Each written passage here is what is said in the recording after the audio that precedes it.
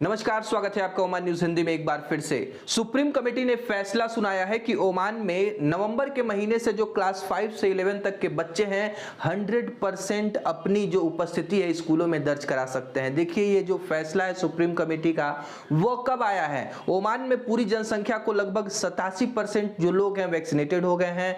संक्रमण की जो दर है प्रतिदिन 15 से 20 के करीब आ रही है। मृत्यु दर भी बहुत कम है और ओमान में तीसरे डोज की वैक्सीनेशन को भी अनुमति दे दी गई है। उसके बाद से बच्चों को स्कूलों में भेजा जा रहा है। देखिए, ओमान में जो पेरेंट्स है अभी भी स्कूलों में बच्चों को भेजने के बारे में अपनी असमर्थता जताते हुए बताते हैं कि देखिए 12 वर्ष से अधिक के जो बच्चे हैं उनको तो वैक्सीनेटेड कर दिया गया है, उनको एक सुरक्षा का कवच मिल चुका है। लेकिन अब जब नवंबर से क्लास 5 के बाद के जो बच्चे स्कूलों में जाएंगे तो उनको तो अभी वैक्सीनेशन नहीं लगाया है। हालांकि 5 वर्ष से 12 वर्ष की उम्र के बच्चों के ऊपर जो फाइजर एंड बायोटेक कंपनी की वैक्सीन लगाने के ऊपर सुप्रीम कमेटी ने भी अनुमति दे दी है, लेकिन अभी तक 5 वर्ष से अधिक आयु के बच्चों को वैक्सीन नहीं लगा है। तो ऐसे छोटे बच्चों को स्कूलों में भेजने से जो पेरेंट्स हैं वो घबरा रहे हैं, क्योंकि इनके सुरक्षा का कोई कवच इनको नहीं मिला है।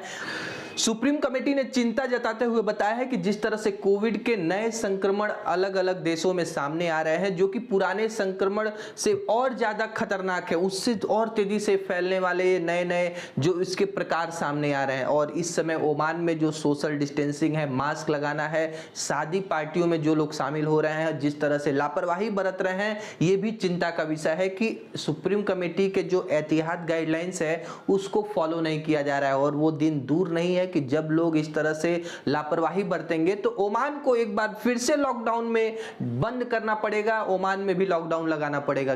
देखिए, भारत से जो लोग ओमान की यात्रा करना चाहते हैं वे इंतजार कर रहे थे कि नॉर्मल इंटरनेशनल फ्लाइट के ऊपर भारत प्रतिबंध जब हटा देगा तो प्राइवेट एयरलाइंस भी भारत और ओमान के बीच रूट पे अपनी सेवाएं देना स्टार्ट करेंगे। और इसका सीधा सीधा फायदा प्रवासी यात्रियों को होने वाला था, क्योंकि जब प्राइवेट एयरलाइंस इस रूट पे ऑपरेट करती हैं तो टिकटों का जो कीमतें हैं वो बहुत कम हो जाती हैं। 12 से 15 हजार रुपए में आपको इकोनॉमी क्लास की टिकट मिल जाती है। लेकिन इस समय का जो आलम यह है कि केवल 3 फ्लाइटें यहां पे संचालित कर रही हैं, जिसमें ओमान की 2 और भारत की एयर इंडिया शामिल है। और तीनों फ्लाइटों में सबसे सस्ता टिकट ओमान एयर दे रहा है। लगभग 26 से 30 हजार रुपए का आपको इकोनॉमिक क्लास की यात्रा के लिए जो टिकट है वो मिल जाएगा। दक्षिण अल्बतीना और उत्तरी अल्बतीना में चक्रवाती तूफान से हुए नुकसान को ध्यान में रखते हुए महामहिम सुल्तान हैतम बिन तारिक ने जो परिवहन, संचार और सूचना प्रौद्योगिकी मंत्रालय के एक निर्देश जारी करते हुए बताया है कि जल्द से जल्द यहाँ पे जो भी क्षतिग्रस्त सड़कें हैं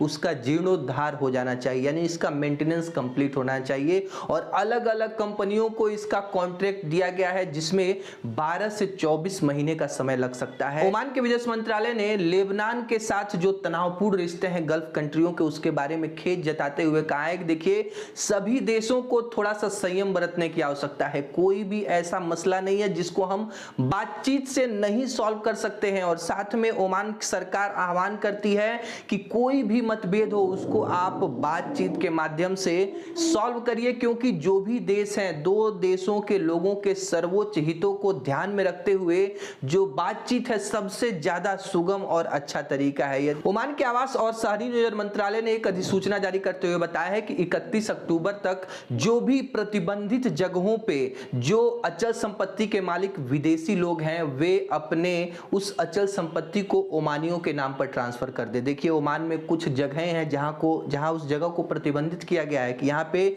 विदेश का कोई आदमी उस अचल संपत्ति का मालिक नहीं हो सकता है। हालांकि उसको लीज पे ले सकते हैं, किराए पे ले सकते हैं, लेकिन उस प्रतिबंधित इलाके में आप बाहर के देश से आकर के कोई जमीन या फिर कोई रियल एस्टेट का आप कोई भी मालिकाना हक नहीं रख सकते हैं। और 31 अक्टूबर तक आपके पास है वो मालिकाना हक, तो उसको आप ट्रांसफर करवा दीजिए, नहीं तो आपके ऊपर कार्रवाई की जा सकती है। मस्कट गवर्नमेंट में युवाओं के सुझाव और उनके विचार, उनकी आवश्यकताओं को जानने के लिए जो बैठकों का दौर है वो शुरू हो चुका है। 3 सप्ताह लगातार युवाओं के बीच में जाकर जो मंत्रालय है युवाओं के आवश्यकताओं को जानेगा, उनके राय, उनके सुझाव को समझेगा कि उनको और किस चीज की आवश्यकता है। फिलहाल ओमान में युवाओं के लिए जो नौकरी में ज्यादा से ज्यादा ओमानीकरण की व्यवस्था सुल्तान हैतम बिन तारिक के निर्देश पर की जा रही है। सभी मंत्रालयों में जो भी पोस्ट खाली हैं वहां पे ओमान के जो ग्रेजुएट्स हैं, जो बेरोजगार युवा हैं, उसको जॉब दी जा रही है। और इसके अलावा युवाओं की राय को जानने के लिए ये एक संगोष्ठी का आयोजन किया गया है, जो लगातार युवाओं के पास जाकर उनके विचारों, उनके सुझाव को सुनेगी। ओमान का एक युद्धपोत शबाब 2 अपने अंतर्राष्ट्रीय 5वीं यात्रा पर 7 नवंबर को निकलेगा और इसका जो विजन है, ओमान एक नवीनतम दृष्टिकोण पर आधारित होगा और ये पूरे गल्फ कंट्री के जो बंदरगाहों की यात्रा करते हुए दुबई 2020 एक्सपो में भी भाग लेगा। देखिए, अभी तक ओमान का कोई भी सैटेलाइट अंतरिक्ष में स्थापित नहीं हुआ और इसके ऊपर ओमानी सरकार काम कर रही है। 2022 तक क्यूबसेट नामक उपग्रह पर 3 कंपनियां मिलकर काम कर रही हैं, जिसमें एक पोलैंड की कंपनी भी शामिल है। देखिए, इसके परियोजनाओं को कई चरणों में विकसित किया जाना है, जिसमें इसके डिजाइन से लेकर, निर्माण से लेकर और कई सारे महत्वपूर्ण तत्व शामिल हैं। और 2022 में उम्मीद करते हैं कि ओमान का ये क्यूबसेट सैटेलाइट अंतरिक्ष में स्थापित हो जाए और अंतरिक्ष की दुनिया में ओमान का भी नाम सुनहरे अक्षरों में लिखा जाएगा। ओमान एयर ने ट्वीट करके जानकारी दी है कि जो भी व्यक्ति मस्कट से पेरिस की यात्रा करना चाहते हैं, उनके लिए फ्लाइटें 31 अक्टूबर से ओमान एयर ने शेड्यूल कर दी हैं और इसका जो फेयर है इकोनॉमिक क्लास का 199 ओमानी रियाल निर्धारित किया गया है। यदि आप पेरिस की यात्रा करना चाहते हैं तो फ्लाइटों की जो बुकिंग है वो आज से स्टार्ट हो गई है। आज से फ्लाइटें मस्कट से पेरिस के बीच में रवाना होंगी। एयर इंडिया ने ट्वीट करके जानकारी दी है कि वंदे भारत मिशन, जी हां, 7 मई 2020 से इसकी शुरुआत हुई थी। कोविड-19 महामारी के बाद से अलग-अलग कंट्री में जो इंडियन फंसे हुए थे और वहां से फ्लाइटों का संचालन बंद हो गया था, क्योंकि नॉर्मल इंटरनेशनल फ्लाइट के ऊपर सभी देशों ने लगभग बैन लगा दिया था। और ऐसे में उम्मीद की किरण लेके आई थी एयर इंडिया की वंदे भारत मिशन की ये मुहिम। और अब तक इस मुहिम के तहत 5 मिलियन पैसेंजर, यानी 50 लाख से ज्यादा जो पैसेंजर हैं, उनको विदेशों से भारत लाने में इस मिशन ने कामयाबी हासिल की है। अब बात कर लेते हैं भारत के कोविड रिपोर्ट के बारे में। भारत के केंद्रीय स्वास्थ्य मंत्रालय ने पिछले 24 घंटों का आंकड़ा जारी करते हुए बताया है कि 12,830 नए कोविड मामले सामने आए हैं।